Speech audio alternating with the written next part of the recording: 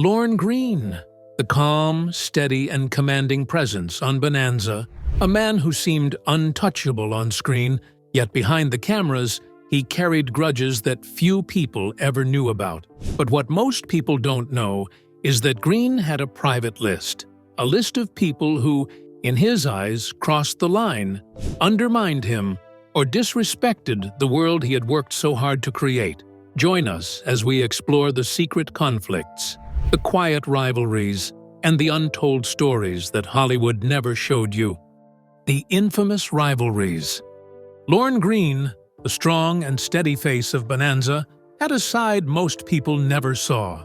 Behind the calm and authoritative on-screen presence, he carried private grudges against certain people in Hollywood. These were not fights for the cameras or headlines. Instead, they were quiet resentments that stayed with him for years. The 5 names that topped Greene's secret list were John Wayne, Clint Eastwood, Michael Landon, Pernell Roberts, and Guy Williams. Each of these individuals, in their own way, challenged him, disrespected him, or undermined the work he had built with care. Some did it publicly, while others operated more subtly, but all left an impact on Greene's sense of professional and personal integrity. What makes this list unique is how Greene processed his feelings. He rarely argued back in public. Most of these conflicts were silent wars, simmering under the surface, affecting how he felt and how he interacted with others on set. You won't believe what happened with the first name on his list. Greene's anger was not about ego or attention. It was about principles and respect. He was a man who believed deeply in discipline, fairness, and doing things the right way. When someone disrespected that, whether intentionally or unknowingly, it hurt him more than a direct insult to his fame. This explains why some people on his list never even realized they had offended him. His reactions were personal but measured, built on years of protecting the work he loved. He reacted strongly to slights because each one felt like a violation of his values. He took pride in his craft and in the team around him. When those principles were ignored, challenged, or mocked, it created a wound that lingered long after the moment passed. Greene's hatred was quiet, steady, and deeply rooted, a reflection of his desire for fairness and respect, rather than public revenge. And this is just the start of the story of how these grudges formed. Each rivalry on Greene's private list had a clear trigger, even if the world didn't see it. Some were simple insults, delivered at the wrong time. Others were challenges to Greene's authority or professional skill. There were moments of outright betrayal, such as when a trusted colleague took credit or control away from him. At times, disrespect appeared subtly, in comments, interviews, or small actions that undermined him in front of others. And sometimes, the conflicts came from professional obstruction people making his job harder, or intentionally taking the spotlight away from him. What made Greene's grudges so powerful was how each one affected his environment. On set, tension could grow quietly, changing the way he interacted with cast and crew. He sometimes had to act as mediator between others, even when he didn't want to, simply because his principles demanded fairness. Every small incident added to the larger picture of frustration and resentment. Over time, these private grudges influenced how Greene worked, how he approached scripts, and how he protected his character. Even though he rarely expressed his anger publicly, the ripple effects were real. Some co-stars noticed his quiet withdrawal or subtle disapproval. Directors and producers had to adjust to his reactions. His focus on discipline and proper behavior sometimes clashed with others' more casual or self-serving approaches. Through it all, Greene maintained a calm exterior. He didn't lash out or create scandals, but inside, he kept a mental record of every slight and every betrayal. Understanding Greene's grudges requires seeing this balance. A man who valued fairness, respect, and creative integrity above all else, holding on to quiet anger when those values were ignored. His private list wasn't about drama or fame, it was about protecting the standards he lived by. Each rivalry tells a story not just of personal conflict, but of how much Greene cared about his work and the world he built on Bonanza. And now, It's time to look at the first name on that list, and the moment hurt Greene more than anyone else. Wayne cuts deep. In April 1966, Lorne Greene experienced one of the moments that would mark the beginning of his long-standing resentment toward John Wayne. It happened at the Beverly Hills Hotel during a press conference filled with cameras, journalists, and bright lights. The room was crowded, reporters squeezed shoulder to shoulder, and Wayne dominated the space with his usual presence. He had that air of authority that made people naturally turn their attention toward him, and on this particular day, it set the stage for what Greene would later describe as a deep wound. The conversation turned, as it often did at the time, to the state of Western entertainment. One reporter asked whether the rise of television westerns was hurting the traditional cinematic western. Wayne leaned into the microphone, raised an eyebrow, and delivered a line that struck Greene like a punch. "If you want the West without blood or guts, watch Bonanza." The room erupted with laughter. Cameras clicked, microphones caught every word, and one photographer even shouted, "That's going on page 1." Wayne didn't pause or explain himself. The statement hung in the air, sharp and public, and the laughter made it feel even more pointed. By the evening, the remark had made its way onto the front page of multiple newspapers. Greene arrived at Paramount to find stacks of papers left outside his dressing room door. He didn't shout or react outwardly. He simply stared at the newspapers, at the words printed in bold letters, and at the line that had so publicly dismissed his work. To onlookers, he seemed calm, but inside, the comment cut deeper than any confrontation could. Greene later recalled that it wasn't just the words themselves, it was the timing, the setting, and the way they made him feel exposed in front of the industry and the public. That moment planted the first seed of a private grudge that would last for years. Weeks later, the wound was reopened in a setting meant to celebrate goodwill rather than cause pain. At a Beverly Hills charity banquet, Greene found himself once again in the presence of John Wayne. The event was filled with donors, producers, and studio heads, the kind of gathering where everyone wanted to appear polite and professional. Wayne approached Greene with a heavy hand on his back, booming, "TV cowboys have it easy, pal. Try real dust sometime." The remark was casual, delivered with a smile, but it carried a sting that went far beyond a friendly joke. People around them laughed, seeing it as part of Wayne's charm, but Greene's polite smile masked the effect it had on him. Friends and colleagues who knew him well noticed his eyes drop and his posture tighten. What might have seemed like a minor incident to outsiders was, for Greene, a reminder that the very medium and character he had poured his heart into were being dismissed by one of the most iconic figures in Western film. The fallout did not stop there. The press quickly picked up on Wayne's earlier comment from the hotel, and the joke about Bonanza spread across radio shows and magazine columns. Critics and commentators made comparisons, often placing Wayne as the embodiment of the West and Greene's television work as a diluted version. NBC stepped in, asking Greene to give interviews to correct public perception, an effort that only deepened his embarrassment. He had to defend his show publicly while knowing that the man who had originally insulted it would never clarify or soften his words. The pressure from the media and the network intensified the private sting, and Greene had to navigate these challenges while maintaining his composed and professional demeanor on set. Privately, Greene's reflections were even more revealing. He admitted to close friends that the encounters left him feeling displaced, as though his hard work and the world he had built on Bonanza were under constant judgment. He confessed, "He made me feel like a guest in my own genre," a statement that highlighted the emotional depth of the wound. It wasn't about rivalry or competition in the traditional sense. It was about feeling unrecognized and underestimated by someone he respected professionally. This sense of exclusion and quiet humiliation lingered for years, coloring Greene's interactions with Wayne and influencing how he viewed the industry as a whole. Even years later, Greene's resentment toward Wayne remained. The encounters were not publicized as feuds, and no one would have guessed at the private tension between the two men. But for Greene, the incidents became defining moments of his career, moments that reminded him of how fragile respect can be in an industry built on fame, ego, and public perception.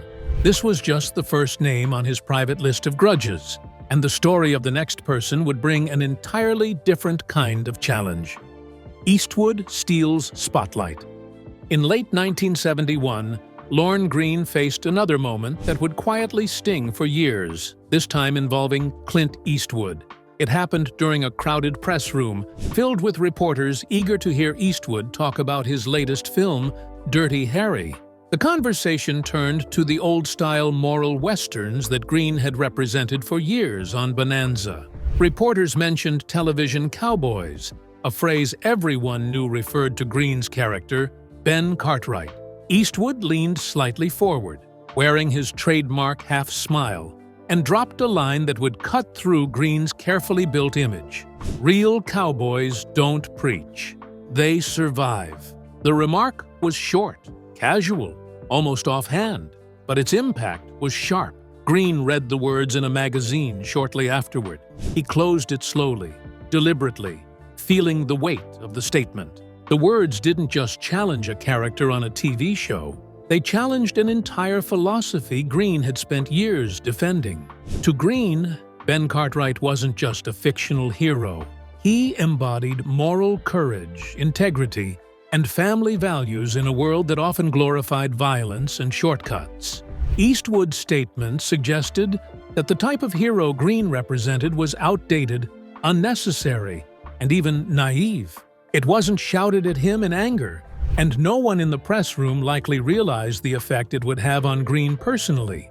But inside, he felt the sting of displacement, as though the space he had occupied for so long in the Western genre was suddenly being claimed by someone else. Greene didn't react publicly. He didn't write letters, confront Eastwood, or create headlines.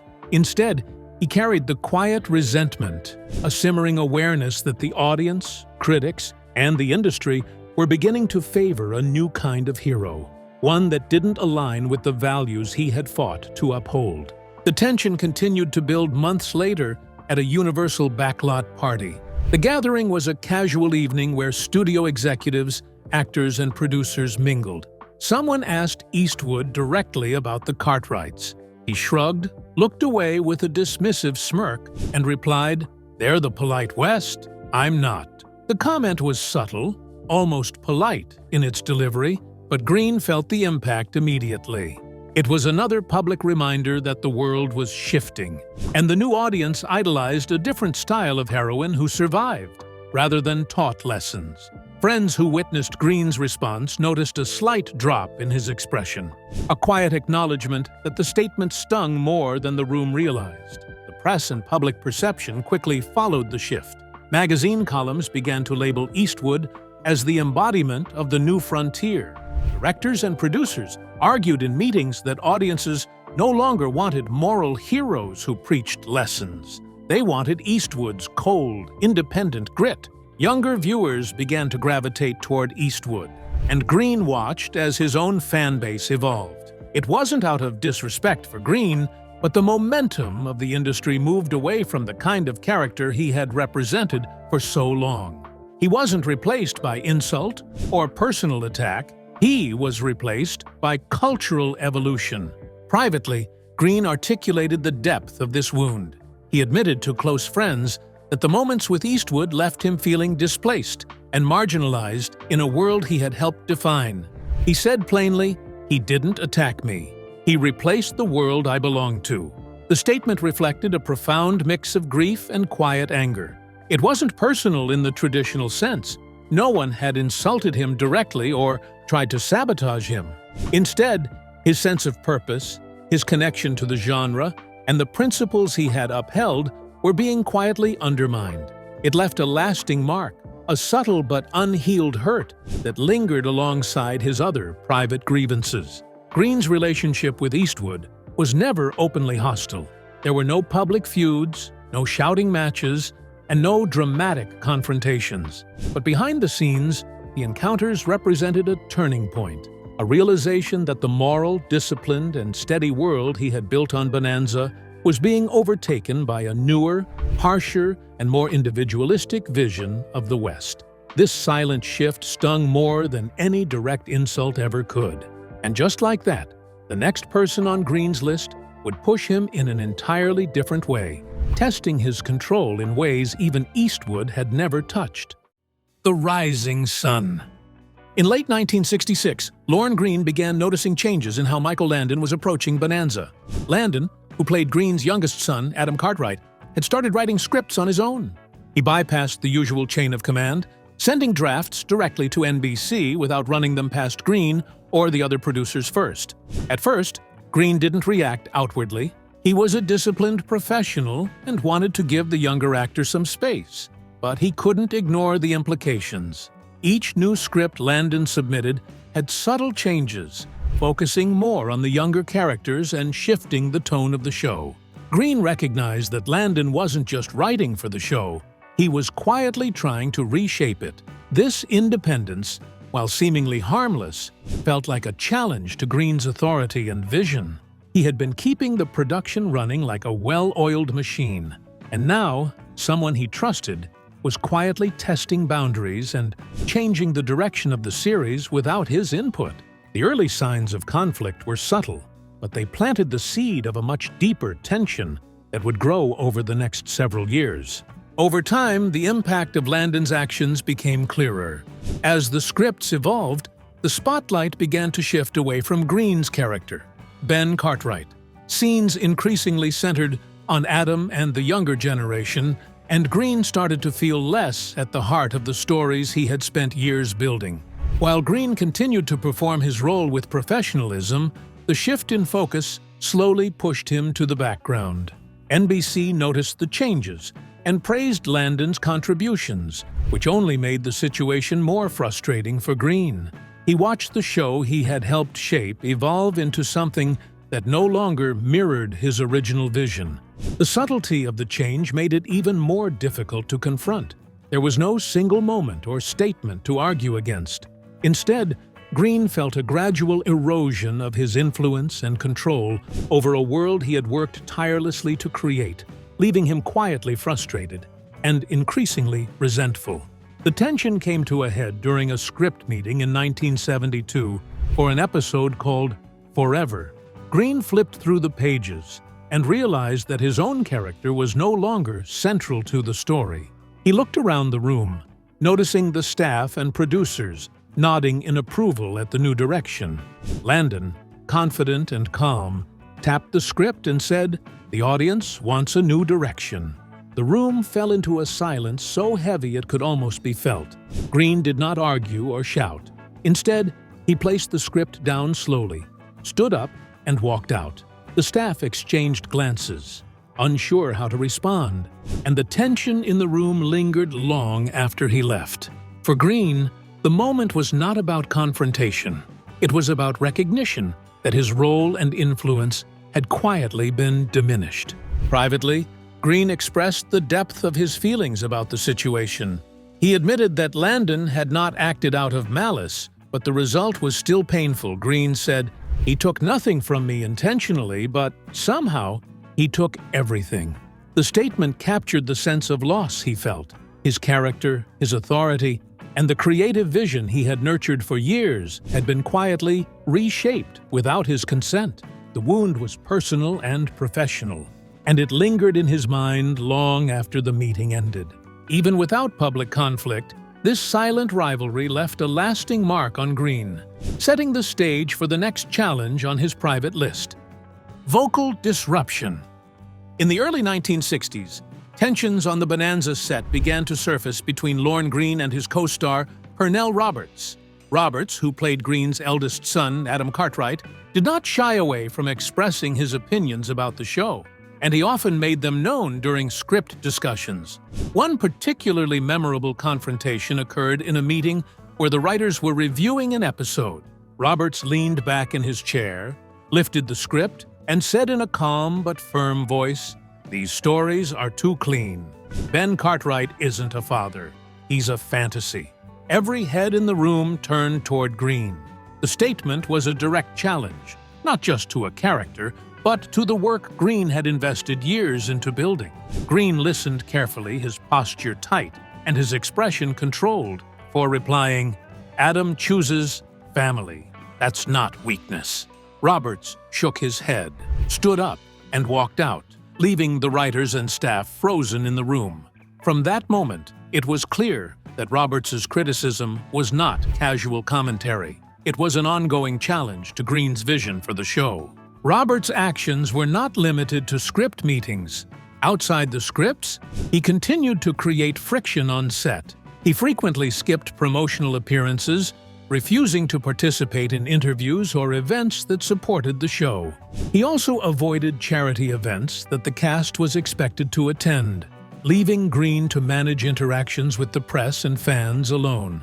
Over time, Greene was repeatedly forced into a role he had never wanted: mediator. He had to smooth over conflicts, manage complaints, and maintain the appearance of unity, all while keeping the show running smoothly. This role was exhausting and frustrating for Greene, as he felt that Roberts's behavior not only undermined the harmony of the cast, but also threatened the professionalism and integrity of the production. Every skipped event and every avoided responsibility added to Greene's quiet but growing resentment. The tension reached a more public level in 1965 when Roberts gave an interview to the San Francisco Chronicle. In it, he made a pointed statement about Greene's character, saying, "I don't believe in Ben Cartwright. He's not real. He's too perfect to respect." The quote quickly spread through Hollywood and the media. For Greene, this was more than criticism of writing or character. It was a public strike at the work he had spent years building. Unlike private disagreements, this moment was visible to the world, reinforcing the frustration he already felt from Roberts' on-set behavior. After this series of events, Greene never fully forgave Roberts. The combination of constant challenges in script meetings, disruptive actions outside the set, and public criticism created a wound that lingered for Greene long after Roberts moved on from the show. It was a conflict that affected him deeply, and one that shaped how he viewed collaboration and respect among co-stars.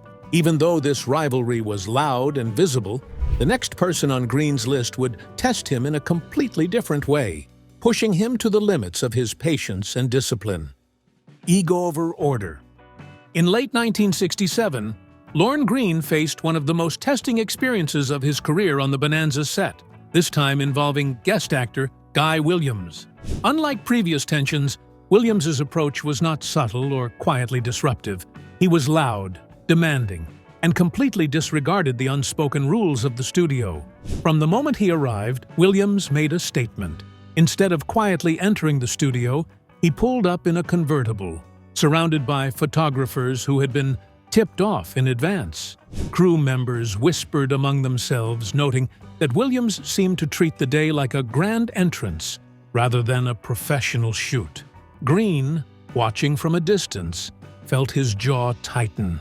He had spent years building a disciplined, respectful environment on the Ponderosa set, and Williams' disregard for that order immediately set off alarms. The on-set conflicts began almost immediately. Williams demanded endless retakes, not for the sake of improving the scene, but for his own vanity.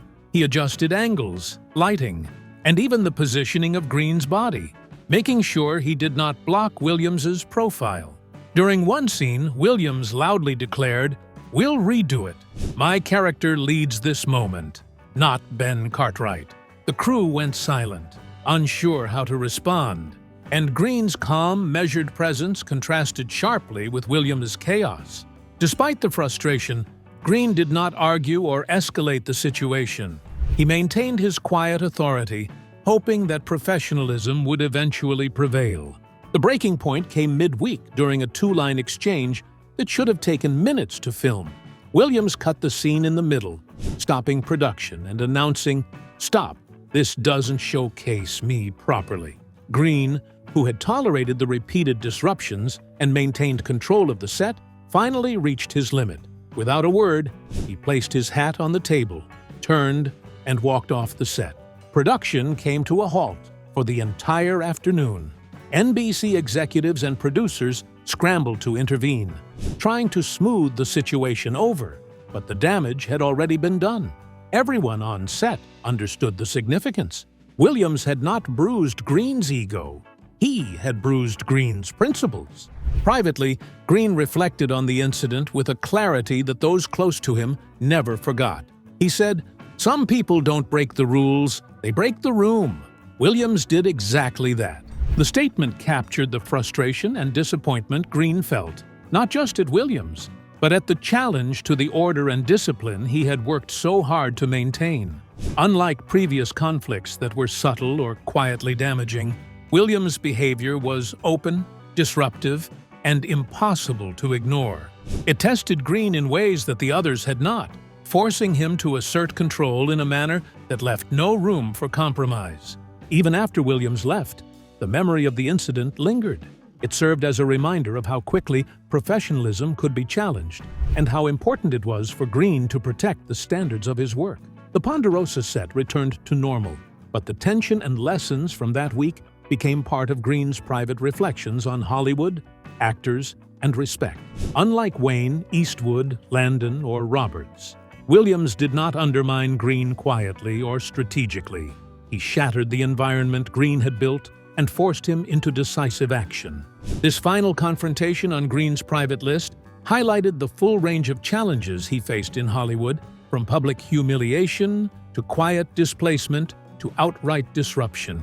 It was a test of his patience, discipline, and personal values that left a mark on him long after the cameras stopped rolling.